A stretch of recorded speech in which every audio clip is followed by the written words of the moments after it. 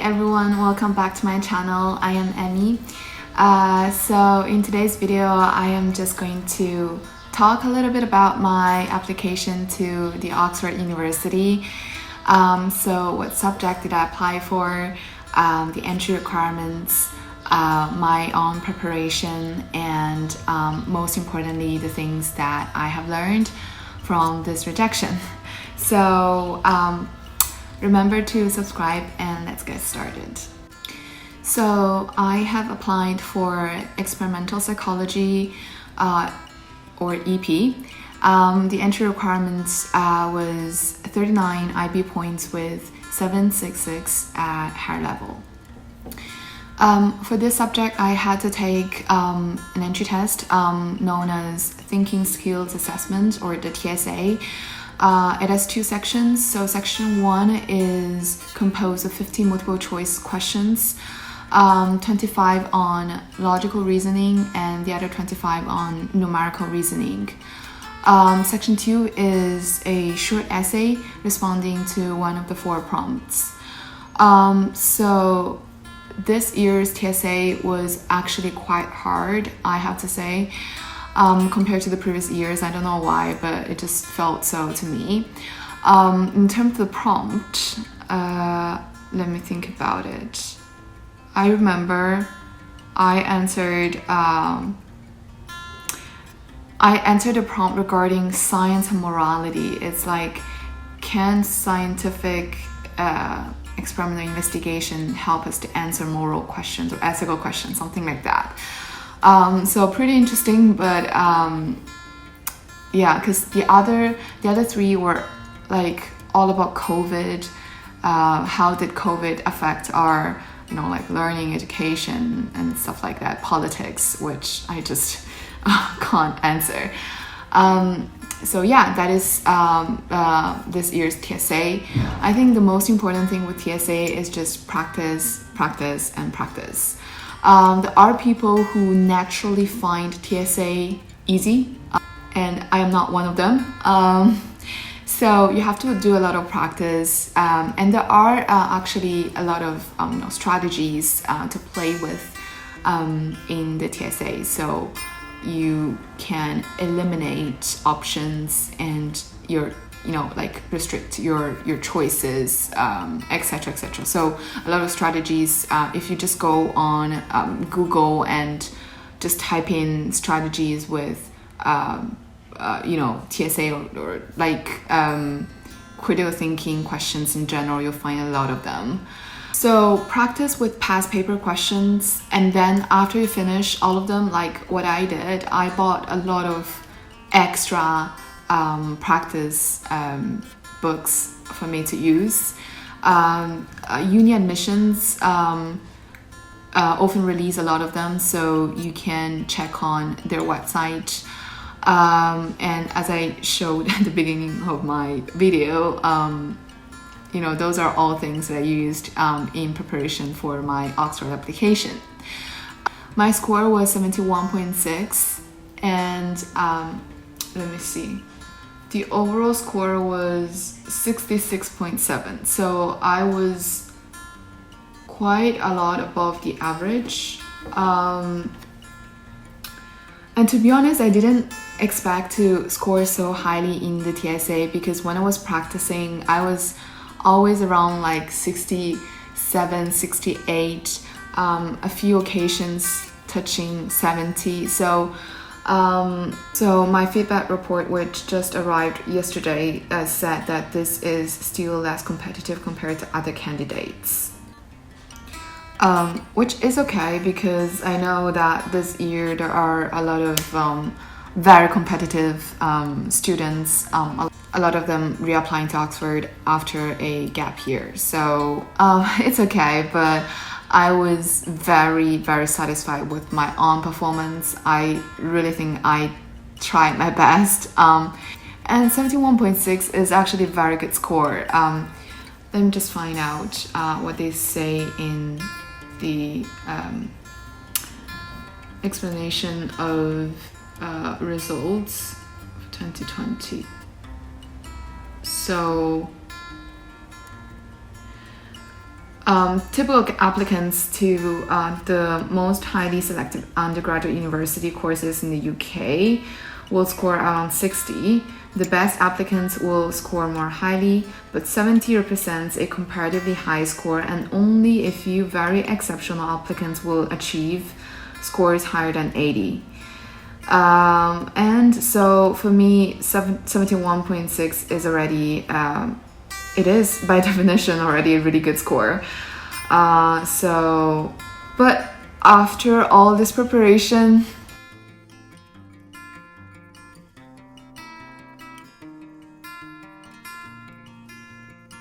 okay, no worries, we can get through that. So after talking a little bit about my preparation, I just want to answer some of the most commonly asked questions about applying to Oxbridge. And the first one is, do you feel that you have wasted your time? Well, this is a natural question that everyone is interested in. After all the efforts and time and energy I put in, and I still didn't get that offer.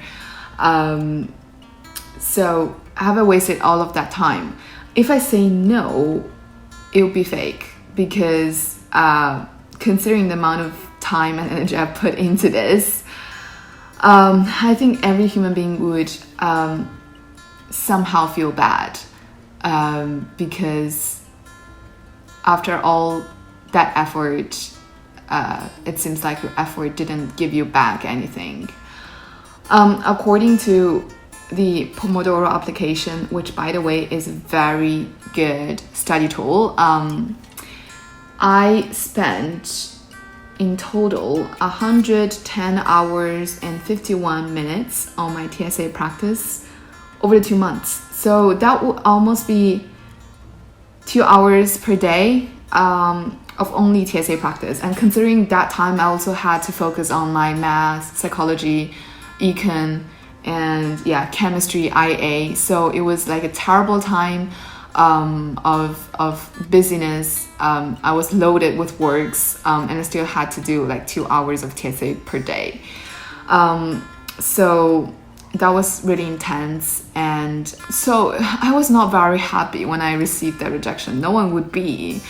But I must say, if I were to choose again, I would still choose to do so. Not because I'm a fool, but because it was still a very enjoyable experience. So applying to Oxbridge requires courage, and especially the courage of facing rejection, because the chance is just so high that no one knows, right? I thought, oh, my TSA was above average and I had a perfect prediction of 45. My personal statement was really good according to me, so what is wrong with me?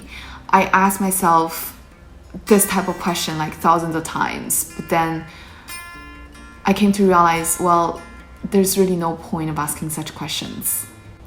So I guess we have to look at in this way.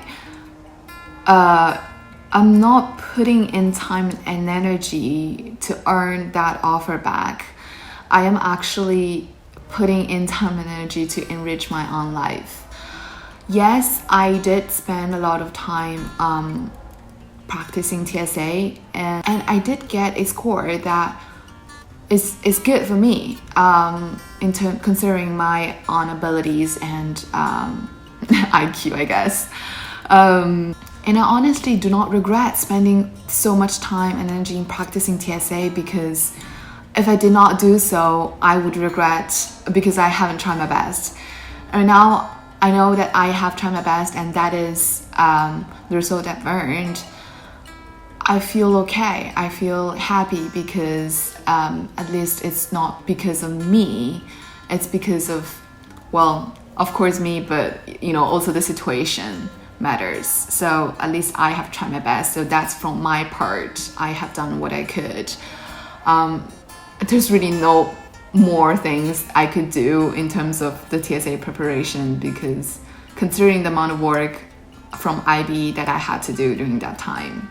If you think that not getting what you want after you have put in time and energy to get that thing, as a waste of time, then probably you have and you will waste a lot of time in your future, in your life. So not getting what you want does not mean that the time and energy you put into is a waste, because well, sometimes we do not even notice, but we do earn something back. And in my case, it's just this sort of experience, and learn how to face failure, learn how to just continue and keep moving, even if when the situation seems very illogical and unjust to you. So the second question is, would you want to reapply again? The short answer is no. I don't want to reapply again for various reasons. First, because as I have said in my last video, I have already replied to UCAS. I have accepted UCL as my firm choice, and now they have sent me a lot of resources to look on, and open days, webinars, and right now I am completely into that school. It has some amazing options in my second years to choose from, and they offer a lot of activities that are of interest to me. Oxford does not have such a flexibility in terms of the psychology course. It's more rigid and does not offer a huge variety of options. For example, if I go to Oxford, I would miss the chance of enjoying something like organizational psychology, which is taught at UCL but not in Oxford.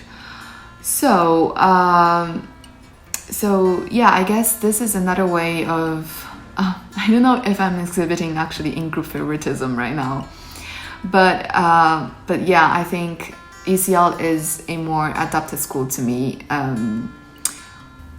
The second reason is quite simple. I just don't like to stick with the past. I think Oxford, this application is finished, is gone, and I have said goodbye to Oxford.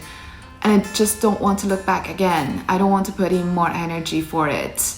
Now that I have found a school that is truly adapted for me and I truly like it, what is the point of just sticking with that, right? I just feel like people generally disagree when it comes to this point of reapplying or not. But for me, it's just not worthy of time. So the last thing that I just want to mention is about my perfectionism and rejection. Rejection is like a killing drug to perfectionists. And if you are a perfectionist, you know this. So one of my New Year resolutions is to become less perfectionist. And I think this rejection is a really good exercise for me. So as perfectionists, we always want things to go as we have planned. But life is not always like this, right? I have planned my Oxford application since the very beginning of my 10th grade, which is a bit exaggerated, but you can see how much I am into this application and this university. So I thought the experience is going to be very smooth, very enjoyable, very solid, and then one day everything just broke up. I had to accept the fact that things just didn't go as what I had planned. I had to force me to face that failure that I didn't expect, and I had to replan because I know clearly that my life just cannot stop there. The night when I got that rejection letter, I was my heart really broke. It really did feel bad. Some of my friends just told me, it's okay, it's not the end of the world, don't be sad, you're amazing. And I think those are really good ways of kind of healing my broken heart. But I did experience really bad feelings, and I think this is okay because this really shows that I care for this application. I care for it. It's not just I just apply it for fun. I have planned it for so long, and I have put in everything I could for this application. So it's normal to feel very bad after the rejection. But right now it's like today is the almost mid-March, so it's like almost 4 months after the rejection. So I mean, what can I say? I have to say that that wound of being rejected is gradually healing. Perhaps not completely still right now, but it will at some point during the future of my life. Hopefully not too far away. It kind of feel actually quite weird. Or not weird, I shouldn't say weird. It's like when you, because I have always considered myself as a person who cannot face failures. Failure is for me as I said before, a killing drug. But after I have dealt with this rejection and I have successfully dealt with it, I came to understand that I can actually too face failures. So it's like when things do not happen to you, you never know your potential. So yeah, it's quite good. My teachers always say attitude and perspective determine everything. So it really depends on how you see the thing. If I consider this failure to be a good thing to me, to my personality, my character developments, then it's good, right? Don't just stick with the bad part of it. Everything is for the best if you can understand and learn from it. So coming to a conclusion, my advice is for anyone who is about to apply to Oxford, just go for it. Just go for it. It's gonna be okay. I would have regretted so much if I hadn't applied to Oxford. At least you have to try. If you don't try, who knows the result, right? Just try for it. It's like fighting for your dream, and it really makes you look amazing. So just go for it. Don't shy away from the statistics. They're meant to be scary. So just don't be influenced by that. Of course, we have to consider the statistics. It's not that Oxford is a place that everyone can get into. So statistics are important, but just don't be frightened because of the stats. Yeah, so I shall say goodbye to Oxford here, and who knows, perhaps one day I will reapply for Oxford during my PhD year. I don't know, it's just a guess, but yeah, who knows the future, right? For now, I'm just letting go and ready to face my future, my realistic future, as I am working towards right now. I really hope that this video has somehow helped you. It's all of me, talking a lot, but sometimes you have to tell things out to let it go. So just filming this video has helped me very much in terms of my own feelings. But I truly hope that it can also help you guys a little bit. And even if you're not applying to Oxford or Cambridge or any,